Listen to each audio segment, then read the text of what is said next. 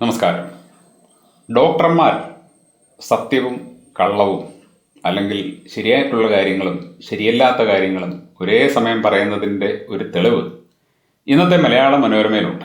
Alappuzha edition മലയാള മനോരമയിൽ കായംകുളം താലൂക്ക് ആശുപത്രിയിലെ doctor Sreeprasad എഴുതിയ ഒരു കുറിപ്പുണ്ട്. അദ്ദേഹം പറയുന്നത് ഇത് മഴക്കാലമാണ്, പനിക്കാലമാണ്, നിങ്ങളുടെ കുഞ്ഞുങ്ങൾക്ക് പനി ഉണ്ടാകാൻ സാധ്യതയുള്ള സമയമാണ്. നമ്മുടെ ശരീരത്തിലേക്ക് ഒരു വൈറസോ ബാക്ടീരിയോ കയറുമ്പോൾ അതിനെ ചെറുക്കാൻ വേണ്ടിയാണ് ശരീരം ടെമ്പറേച്ചർ കൂട്ടുന്നത്, താപനില കൂട്ടുന്നത്. വളരെ സത്യമായ പരമാർത്ഥമായ കാര്യം.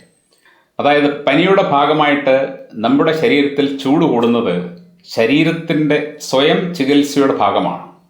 നമ്മുടെ ശരീരത്തിലേക്ക് കയറിയ വൈറസിനെ നശിപ്പിക്കാനാണ് ശരീരം ടെമ്പറേച്ചർ കൂട്ടുന്നത്. ആ ടെമ്പറേച്ചർ കൂടിയെങ്കിൽ മാത്രമേ ആ വൈറസ് നശിക്കുകയുള്ളൂ. എന്നാൽ ഈ ഒരു സത്യം പറഞ്ഞ ഡോക്ടർ ശ്രീപ്രസാദ്, അദ്ദേഹം പീഡിയാട്രീഷ്യൻ കൂടിയാണ്, തൊട്ടടുത്ത വരിയിൽ പറയുന്നത് ഇങ്ങനെ ടെമ്പറേച്ചർ കൂടുമ്പോൾ അത് കുറയ്ക്കാനുള്ള ഏറ്റവും സുരക്ഷിതമായ മാർഗം പാരസെറ്റമോൾ ഗുളികയാണ്.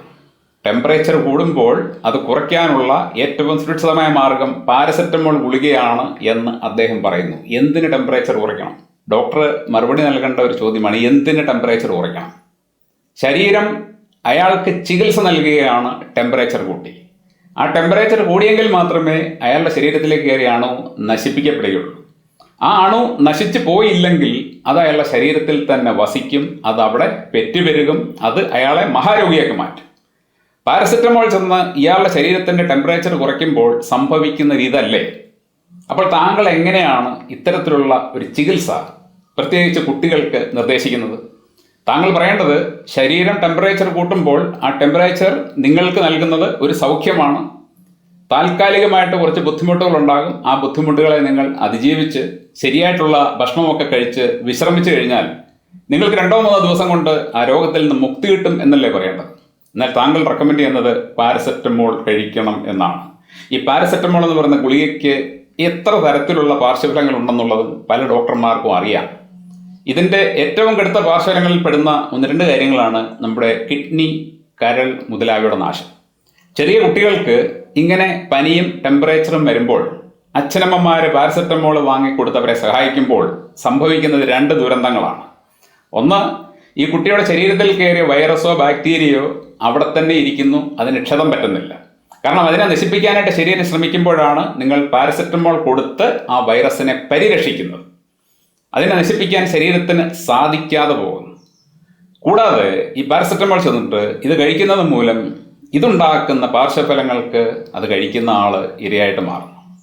എനിക്ക് ഡോക്ടർമാരോട് പറയാനുള്ള ഇതാണ്, നിങ്ങൾക്ക് ഇങ്ങനെയൊക്കെയുള്ള കാര്യങ്ങൾ അറിയാമെങ്കിൽ, ശരീരം ടെമ്പറേച്ചർ കൂട്ടുന്നത് വൈറസിനെയും ബാക്ടീരിയയും നശിപ്പിക്കാനാണെന്ന് നിങ്ങൾക്ക് അറിയാമെങ്കിൽ, പിന്നീട് നിങ്ങൾ എന്തിനാണ് ഇത്തരത്തിലുള്ള അപകടമുണ്ടാക്കുന്ന ഒരു ഗുളിക കഴിച്ച് ടെമ്പറേച്ചർ കുറയ്ക്കാൻ പറയുന്നതും അതുവഴി ആ വൈറസിനെ ശരീരത്തിൽ നിലനിർത്താൻ പറയുന്നതും?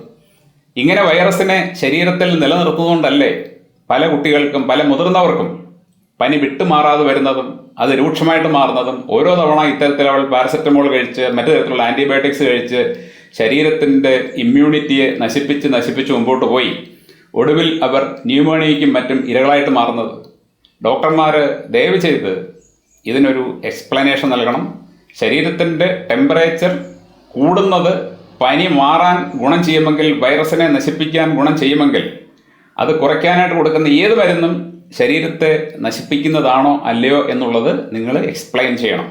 സാധാരണക്കാർ ഈ ഡോക്ടറുടെ കുറിപ്പ് വായിച്ചിട്ട് സ്വയം ഒന്ന് ചിന്തിക്കാൻ ശ്രമിച്ചാൽ നിങ്ങൾക്ക് കാര്യം മനസ്സിലാകും. ഇനിയെങ്കിലും ശരീരം സ്വയം ചികിത്സിക്കുമ്പോൾ നമുക്ക് ചില അസ്വസ്ഥതകൾ ഉണ്ടാകും എന്ന് തിരിച്ചറിയണം.